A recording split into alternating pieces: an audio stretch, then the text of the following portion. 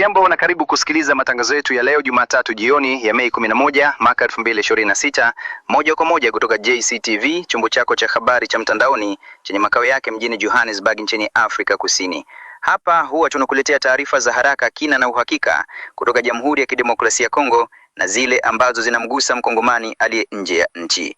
Ndani ya taarifa zetu huwa tunakuletea uchambuzi kutoka kwa wachambuzi wetu na ripoti mbalimbali kutoka kwa waandishi wetu. Naitwa Musa Huseni. Kwa mara nyingine tena nasema karibu. Machache miongoni mwa mengi utakayoyasikia ni pamoja na uendeshaji wa migodi kutoka China walengwa katika mashambulizi matatu ya silaha ndani ya miezi miwili huko Lualaba. Fatuma Abebi atakujia na taarifa kamili baadaye. Baki nasi hadi mwisho wa matangazo. Waasi wa M23 waanza kujiondoa taratibu katika maeneo kadhaa ya tarafa la Uvira. Saidi Anzuruni atakujia na dondoo zaidi. Na polisi yapatiwa magari 6 kwa ajili ya kupambana na ukosefu wa usalama mjini Butembo, Kivu Kaskazini. Charles Wironja na taarifa kamili dakika chache zijazo. Kuna hayo na mengine mengi. Karibu twende sote hadi tamati. Habari kamili. Uendeshaji wa migodi kutoka China walengwa wa mashambulizi matatu ya silaha ndani ya miezi miwili huko Lualaba. Fatuma Abedi na mengi zaidi. Waendeshaji wa migodi kutoka China wameendelea kulengwa na mashambulizi ya watu wenye silaha katika barabara ya Kisamfu Kisankala katika jimbo la Lualaba ndani ya miezi miwili iliyopita. Katika kipindi hicho, angalau mashambulizi matatu yameripotiwa kwa mujibu wa shirika la kiraia la eneo hilo la Ebenezer, ambalo linaonya kuhusu kuzorota kwa hali ya usalama katika eneo hilo.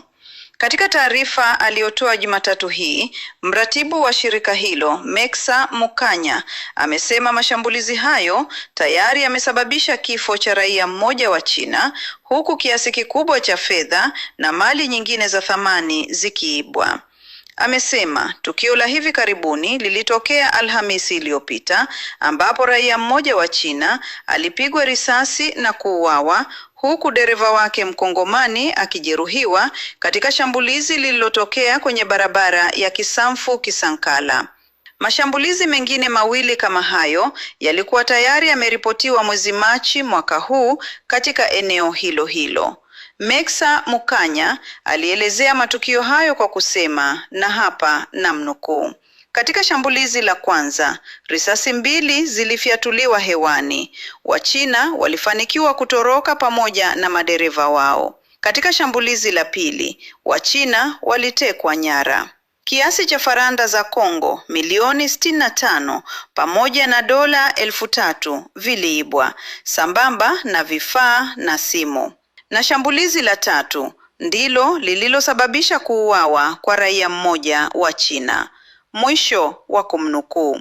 Kwa mujibu wa shirika la Ebenezer, hali ya usalama bado ni ya kutia wasiwasi, hasa kutokana na ukosefu wa vifaa na uwezo wa polisi waliopo katika eneo hilo. Tunao polisi hapa, lakini hawana vifaa vya kutosha. Tunapotoa taarifa kuhusu hali ya ukosefu wa usalama, inakuwa vigumu kupata msaada wa haraka. Ni muhimu mamlaka husika kuhakikisha polisi wanapatiwa vifaa vya kutosha, alisisitiza Meksa Mukanya. Kutokana na kuongezeka kwa mashambulizi hayo ya silaha, shirika hilo limezitaka mamlaka za jimbo na za kitaifa kuimarisama katika barabara hiyo inayounganisha maeneo ya migodi katika ukanda huo.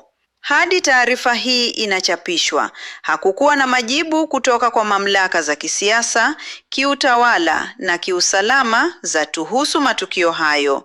Fatuma Abedi, JCTV. Na sasa tujielekeze Kivu Kusini. Huko tunaarifiwa kwamba waasi wa M23 waanza kujiondoa taratibu katika maeneo kadhaa ya tarafa la Uvira. Saidi Anzuruni na dondoo zaidi.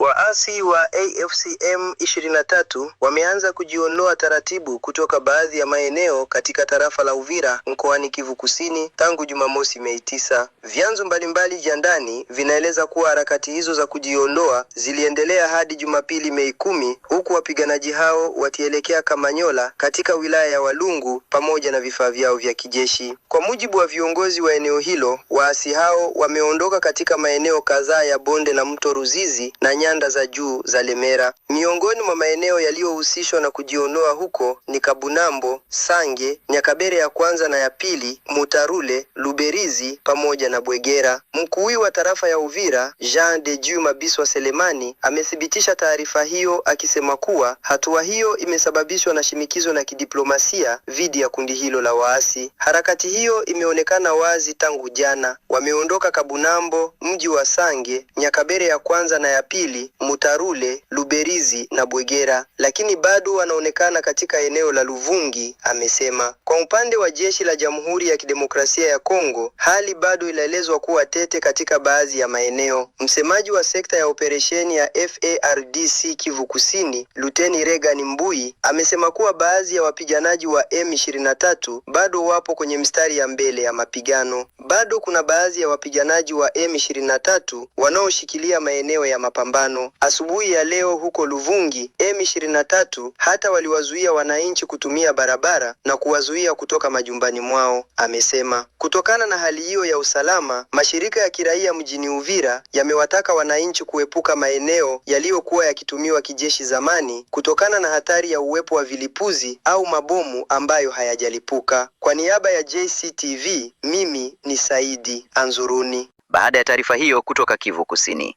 na sasa ni zamu ya Kivu Kaskazini, ni kwamba polisi yapatiwa magari 6 kwa ajili ya kupambana na ukosefu wa usalama mjini Butembo, Kivu Kaskazini. Charles Wilonja na taarifa kamili. Polisi ya taifa katika mji wa Butembo mkoani Kivu Kaskazini ilipokea Jumamosi tarehe 9 Mei mwaka huu magari 6 mapya aina ya 4x4 yaliyotolewa na serikali ya Kongo. Msaada huo unalenga kuimarisha uwezo wa usafiri wa polisi wanaokabiliana na ongezeko la uhalifu na hali ya ukosefu wa usalama ambayo imekuwa ikiongezeka katika miezi ya hivi karibuni mjini humo. Hatua iliyopokelewa kwa furaha. Kwa mujibu wa kamishna mkuu wa polisi na meya wa mji wa Butembo, Mowa Bekiteli, msaada huo umefika kwa wakati mwafaka. Amesema kuwa kwa miezi kadhaa iliyopita mji huo umekuwa ukikumbwa na ongezeko la ukosefu wa usalama, huku polisi wakikabiliwa na changamoto ya usafiri. Ilikuwa vigumu si tu kulinda ipasavyo wananchi, bali pia kufika katika maeneo yote ya mji. Lakini kwa msaada huu tunaamini tutafanya jambo katika kutatua matatizo haya. Matarajio makubwa kutoka kwa jamii. Kwa kuwa Butembo ina wakazi wanaokadiriwa kufikia zaidi ya 1,000,000 na hali ya usalama inayozidi kuzorota, mashirika ya kiraia mjini humo yamesema yanatarajia vikosi vya ulinzi na usalama kuongeza doria katika maeneo mbalimbali ya mji. Doria hizo zinatarajiwa kusaidia kukomesha hali ya ukosefu wa usalama inayodumu, ambapo karibu kila usiku matukio ya uhalifu huripotiwa. Charles Wilonja, JCTV. Na mwishowe, watu 2 wafariki na wengine kadhaa kujeruhiwa katika ajali ya barabarani Mongafula.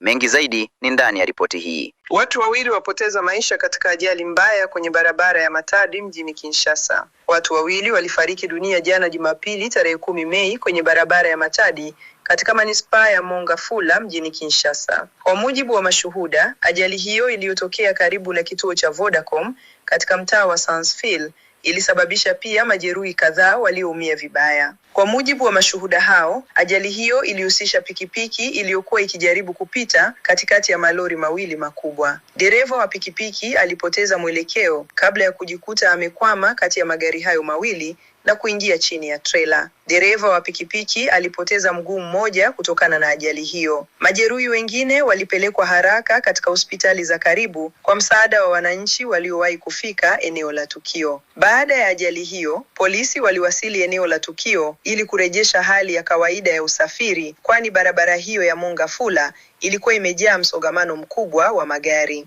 Ni mwisho wa habari zetu, tukutane kesho asubuhi. Kwa heri kwa sasa.